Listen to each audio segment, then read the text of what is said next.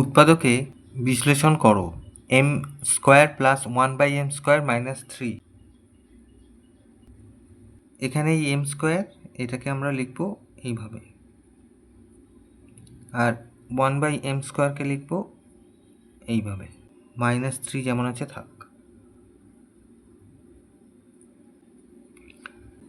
এখানে আমরা a square plus b square এই সূত্রটা দেখতে পাচ্ছি। এখানে a মানে m আর b মানে হচ্ছে 1/m।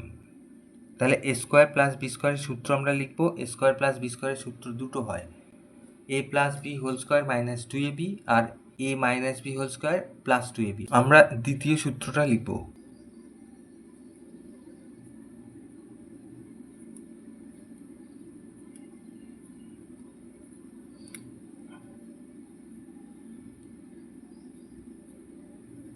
-3 ছিল, তাহলে এই যে লিখেছি a minus b whole square plus 2ab, তাহলে এই যে m কেটে যাচ্ছে।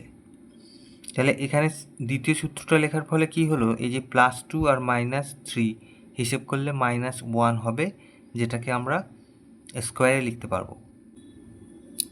তাহলে এখান থেকে m মাইনাস 1/m এটা লিখলাম, আর এই দুটো হিসেব করলে এটা +2 আর -3 হিসেব করলে -1 হবে। তাহলে 1কে আমরা একেবারে এইভাবে লিখে দিই।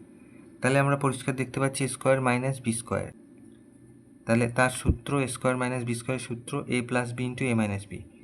তাহলে এই যে a প্লাস বি, বি মানে 1,